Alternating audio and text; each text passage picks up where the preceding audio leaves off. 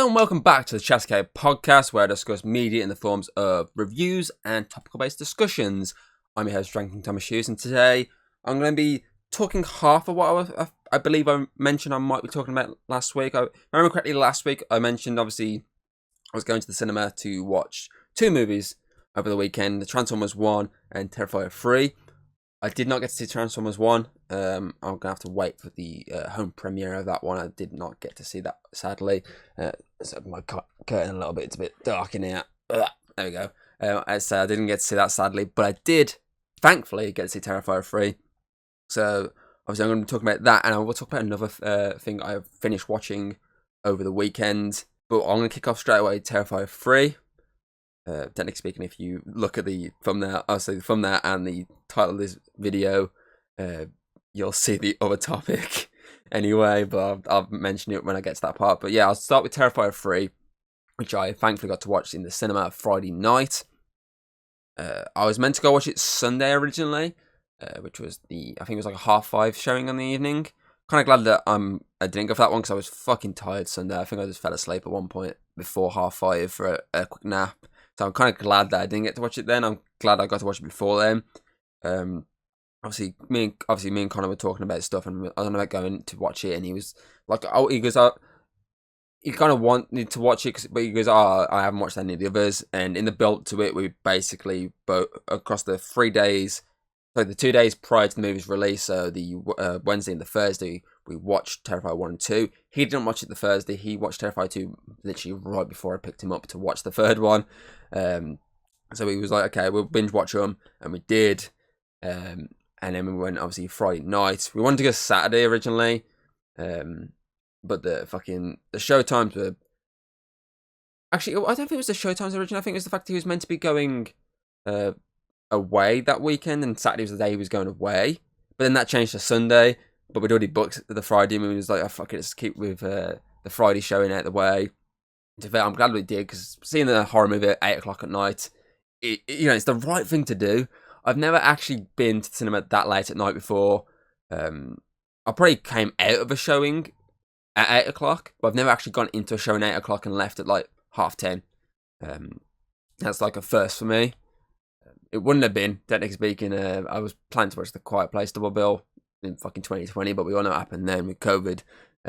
Caused everything to shut down. But yeah, so obviously we went to watch it at 8 o'clock. Pretty much a packed cinema. And we both basically walked out going, this is the best one yet. This movie is depraved. It's fucked up. But it's still the best entry in the Terrifier series. We both have our thoughts on Terrifier 1. It's alright. It's decent enough. But obviously, it's designed more for the audience to be shocked and gasp at the kills. That's the first one. That's what it's designed for. Not really much of a story. It's very basic. I kind of compare it to like your old school, like 80s slashers. Not like necessarily your, say, like your Halloweens or your Friday the 13th. The ones that there is some level of plot. I'm talking about these random, like, really cheaply made ones you tend to find. The ones where generally the plot is just like paper thin.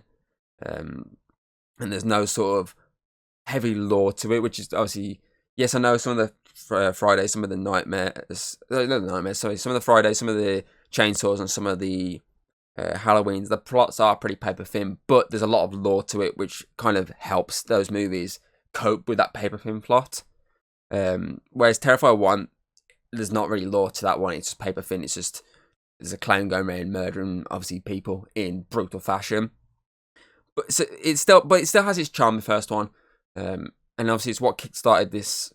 Well, it didn't technically. Obviously, All Hallows Eve was and the stuff before that was the first Kickstarter. But Terrifier was the one that got art noticed by a lot more people, which is then why Terrifier 2 happened. And I think both me and Connor agreed that it was a much improved movie, and it overall, from quality of the filmmaking to the fact there's an actual plot now, and the kills, it was a lot more improved. I mean, the runtime is a bit pushing it. I did find out with this one as well. The runtime is a bit much for a slasher movie, but At the same time, I can understand why, because the fact that they didn't get anything in this first movie, that they kind of got to push a lot more in the sequels to go get a lot more story, a lot more lore out. But when I'm watching, there are pieces I can say you can probably cut that out, and it wouldn't be too much of a loss. So we both really enjoyed Terrifier 2, and then we went into Terrifier 3. We were planning to both discuss the entire franchise, which this video would have been an entire franchise discussion between us. But again, the Saturday, which obviously he was now free, he wasn't able to do it in the end, so we kind of had to just not do it. So at some point in the near future, we will hopefully sit down and actually have a proper discussion regarding the franchise.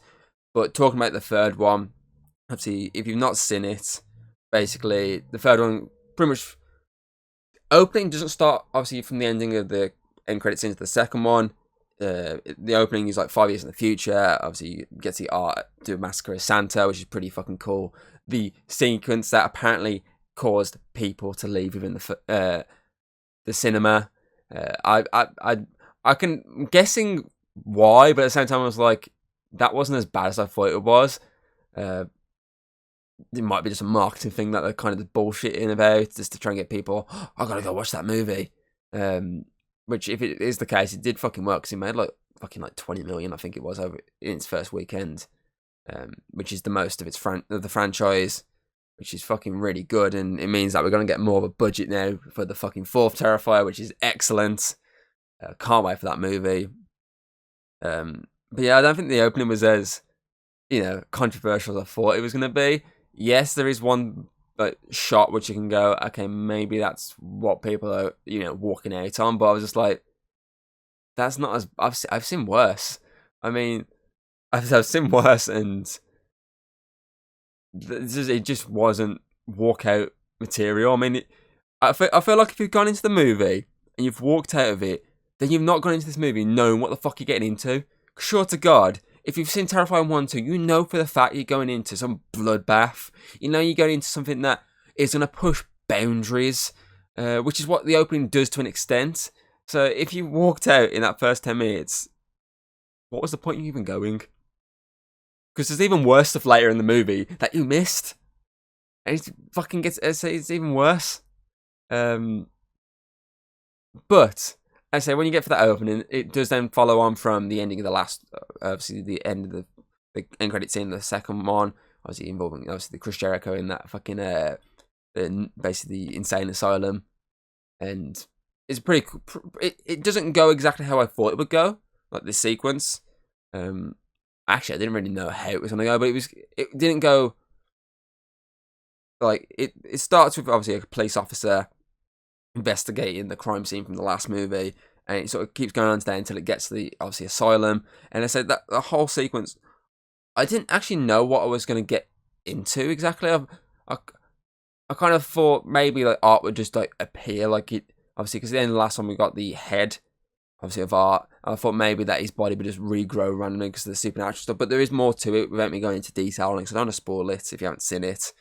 And it did catch me off guard how it got to that point. I was like, okay, it's kind of interesting.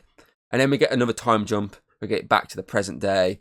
And then obviously it's Christmas and the massacre begins again.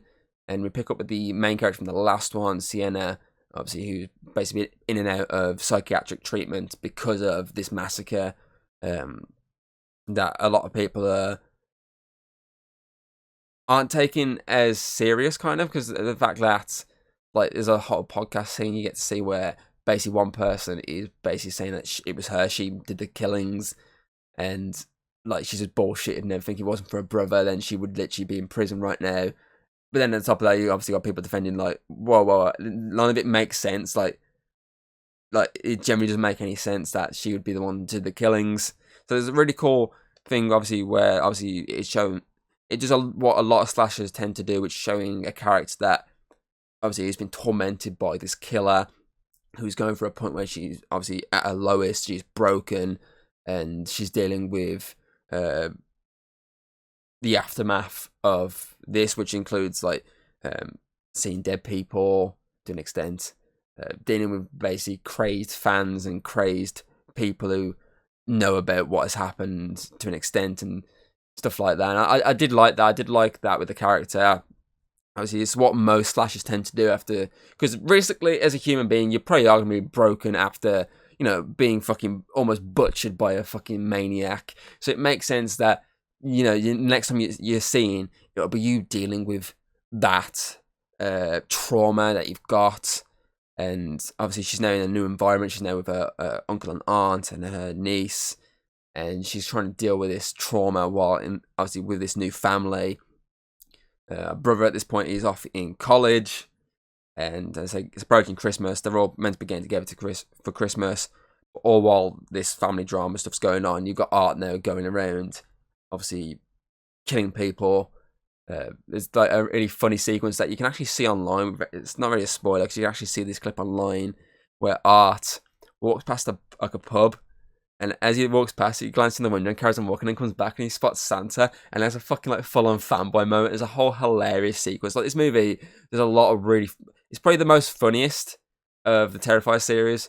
So there's a lot of really funny moments with him and Santa before obviously eventually he gets the Santa suit and uses this to go around killing people. So obviously talking about the killing people stuff, the massacres in this film are fucking great. There's some really brutal scenes, which if you've never watched Terrifier, every film has at least one over-the-top brutal moment. First one is the saw scene, which obviously the woman's cut in half. Second one is the bedroom scene, which is just dragged out to hell. This one, for me, is the Psycho reference with the chainsaw in the show, which is in the trailer. That, for me, is this movie's big, over-the-top, gore-fest moment, and it's just so fucking really well done. But then obviously there is these other moments that are quite brutal to an extent. And I mean, kind of both point out there's a scene to do with like liquid nitrogen, which they show beforehand, like what this weapon is, and they show what it can do. So when it actually happens, you kind of know what you're getting in for. And both kind of was like, yeah, they could have got rid of that scene where you see him making this and just have him have it, and it would have been more like impactful. She was like, what's that he's got there? Oh shit. But it was still quite a brutal sequence of basically someone being beaten while being frozen, which is pretty cool. There's quite obviously a dark scene, which isn't brutal. It's just more dark of because what's going on. Obviously, the opening sequence is pretty brutal as well, especially with the aftermath shots for the one bit, which is what I reckon, quote unquote, people walked out on. And then you've obviously the Chris Jericho sequence is quite brutal. I'm trying to remember some of the other kill sequences in this. You got the end sequence, which again has some brutal moments from either just aftermath shots of like a character who's already dead off screen, or actual physically, obviously you seeing someone being killed, which was pretty fucking gruesomely done. And that was probably the one that I was kind of like, ooh, squirming at the most out of all of it. Is one that happens during the end, obviously the ending of this movie. But as I say, I just think overall this movie is Terrifier at its peak at the moment. It's probably one of the best stories, obviously, out of the three, for me personally. I think the setting of using Christmas was just, chef's kiss. It was fucking really well done. Just seeing Art walk around in the Santa outfit with like a guy's beard that he's cut off to put on his face is really good. The comedy is at its best. I'd say hats off to David Howard Thornton. He's just fucking incredible as Art. He's generally modern day icon in the slasher genre, and it easily can go as big as some of the more well-established names, mainly because of obviously the way he kills people and the way he just acts, because he has no remorse. Like, he laughs, he puts on serious faces when he wants to. Like, he has the whole range, and I think for a silent slasher, it's excellent, because you're used to your Freddy's, your Jasons, your Michaels, your Leatherfaces, your silent slashers that have no real emotion. I think the one that only has real emotion at them is probably Leatherface, because sometimes he does laugh and go fucking insane, but it's still obviously not a massive amount of emotion, mainly because obviously they're shown with masks on. Obviously Leatherface probably has, let's say, why you can get a bit more emotion is because obviously his mask doesn't fully cover his mouth, Well, not all the time. Some masks do, some masks don't. Whereas obviously Jason and obviously Michael, their masks fully cover their face. Whereas Art, obviously, since it's just paint, you can get a lot more emotion out of the characters, obviously, physical face. And I think that's what this franchise does really well with The Killer, is that they do a lot of really good shots.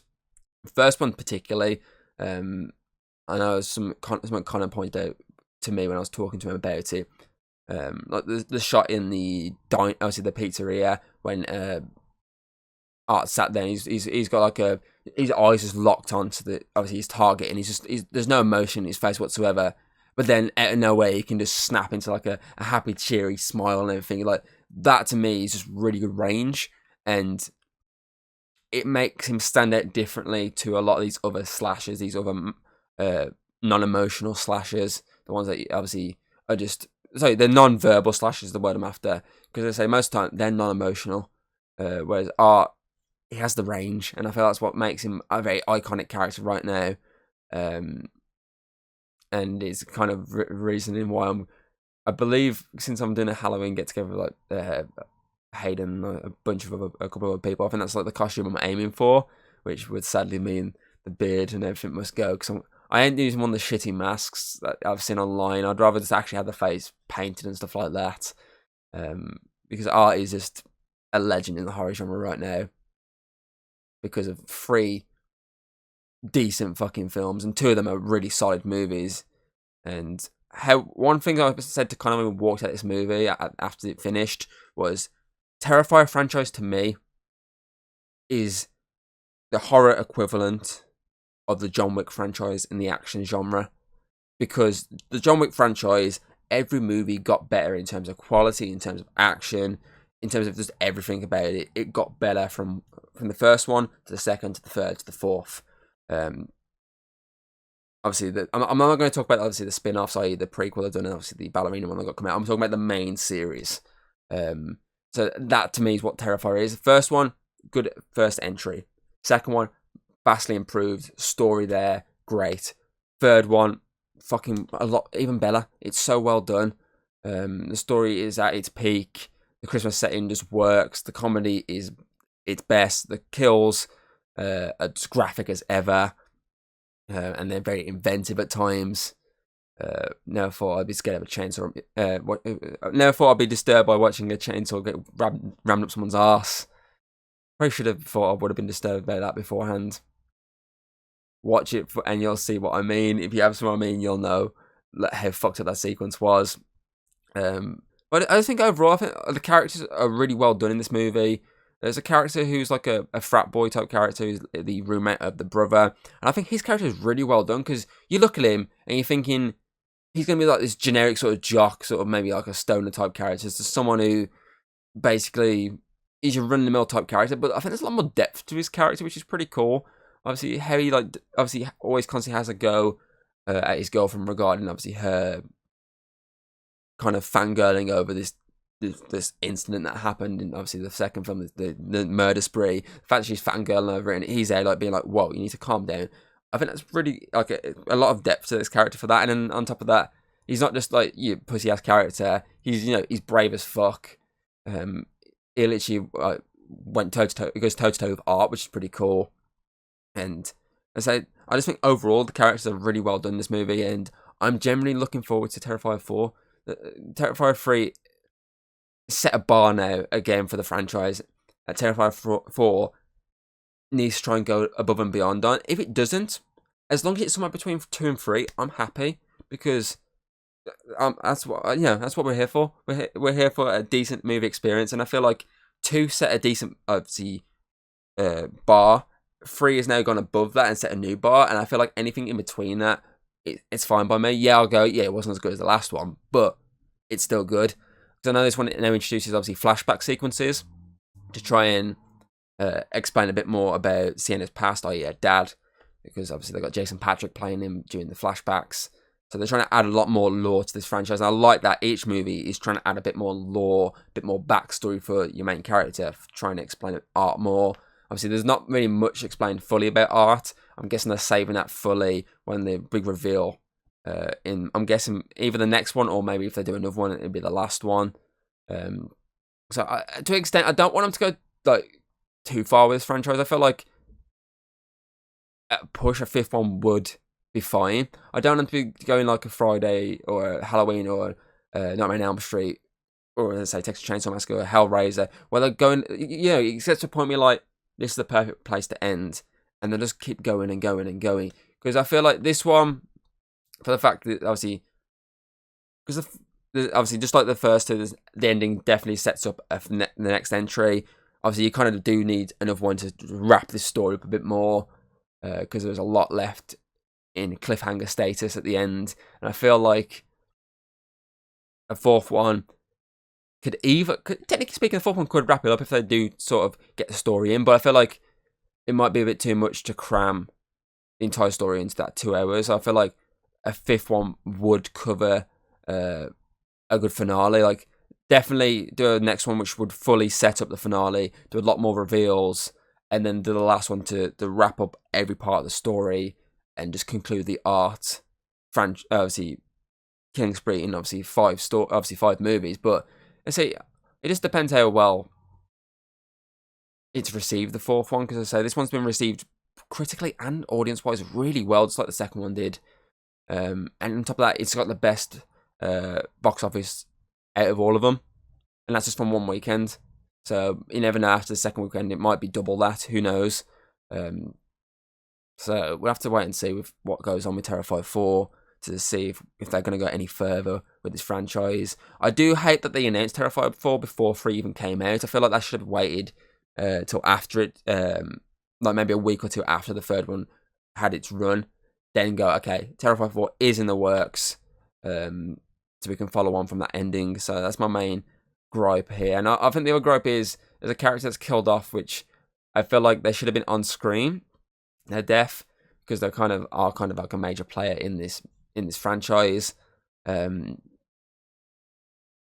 Because obviously this character, they're trying to do a shock factor with the character, and it's not really shocking because you can kind of see it coming a mile away. So it's annoying that they opted to kill him off screen for that shock factor, which for me didn't work. For people, it might have worked, and for the shot itself, it was a pretty cool shot. But obviously, because I saw it coming, I was like, well, it kind of would have made sense just to kill him on screen. But it's just how it is. Obviously, it just made sense for the story for them not to do it. But as an audience member, I'm just like, let's do it. Please, let's do it. I want to see it on screen. And the other positive thing I will say as well, I like his partner in crime in this, which is the obviously victim from the first movie. Obviously, she was obviously brought back in the end sequence of the second one, and she's fully used in this one. She's the replacement for the little clown girl from the second one, and she does a lot better than that, obviously, character, because obviously she's verbal, she's fucking demonic, she's sick as fuck, and she's easily as fucking insane as art. So, I just think overall it's a great slasher movie that easily is the best of the Terrifier trilogy. I would like to talk about it more, but I'm going to save that probably for a rewatch, and when I get actually kind of to sit down and talk about this franchise, because as I say, I want to talk about the entirety of the franchise of him, and we can talk about it more in depth. And I feel like that one would be a more spoiler based one. I don't want to go too spoilery with this one, which I haven't, as I normally don't with new release. I usually try and say spoiler ones maybe for a future episode with someone to sit with, and it's like kind of is the aim for that. But I think if I give this movie a rating, I'm going to give it a 9.6 out of 10. It's actually in my top 10 of the year so far. Obviously,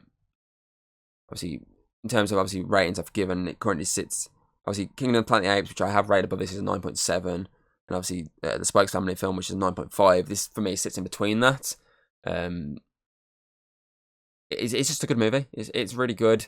Obviously, the few things, the slight gripes I've had would probably vastly improve it, but I'm not going to go too picky with it. And I feel like 9.6 is a really good fucking spot for this movie to sit. And as I've presently, it's at number 10 in my list currently. Maybe 9. I'm not too sure off the top of my head. It's got a good chance of staying there. I think the only chance it has of being knocked out of there would be if Sonic 3 is as good as I'm hoping it's going to be. Then it's got a good chance of knocking it out. But I mean, it's still pretty fucking good. It's still a high rated movie for me. that I do highly recommend if you're into your gore. And if you've liked the first two Terrifiers, obviously I recommend checking it out. And yeah, obviously if you've seen Terrifier 3, put your thoughts on it below in the comments. What you'd like to see from Terrifier 4 is also what I'd like to hear. I'm actually gonna skip the extra review at the end. My voice has gone really croaky, and I'm starving as hell right now. So I'm gonna go and get some food, get a drink before I have to stream with Alex. So I'm gonna cut this episode a bit short. I do want to give a quick update regarding the podcast before I actually wrap all this up. Obviously, Alex and I at the moment are planning to do more streams on Mondays. Obviously, I'm going to try and get back into Twitch streaming, and then cutting down the footage for YouTube to go out over the course of obviously weeks and months. So we're looking at doing that, which obviously would mean, obviously he has brought up the option of we could obviously record before the streams, i.e. a podcast, so that you might be seeing a lot more of Alex on the podcast rather than just solo podcasts. So I might try and, I'm going to try and see if I can rotate. So it's not necessarily, obviously every week's going to be Alex. I might try and rotate with, maybe it's like every fortnight, so every like 2 weeks, it'd be an episode with Alex on, or every couple of weeks you'll see an extra episode with him.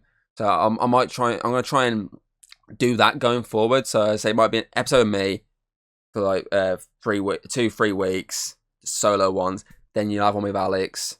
Might even get 2 back-to-back ones with him. Depends on it just depends on basically me and him technically. So it kind of be like you'll have more guest obviously based ones. Obviously, I still have like at least 1 or 2 that I need to guarantee to do. I'm guaranteed to do with Connor. I need to make sure we actually do. Mainly our game of the year ones. We need to fucking do those ones. That's that consistent one with this channel. So those 2 are locked in for him. But obviously the ones with Alex, so I'm going to kind of rotate and do a bit more with him, because I say I've got him there.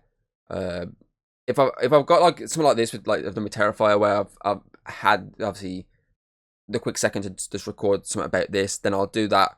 I'll keep doing that constantly. If I sit there and go, oh, I want to talk about that, I'll do that. But then obviously I'll kind of also record something with Alex, and I'll kind of throw them out every now and again. So we might do one. It might actually technically go out a week we record it. It might be something that I place in between certain videos. Certain episodes, sorry. So I just thought I'd give an update, obviously, on that, and say, obviously, I'll update on the podcast, sorry, and just point out the fact that I'm hoping to get more Alex episodes going out, because we do have a few topics that we want to cover.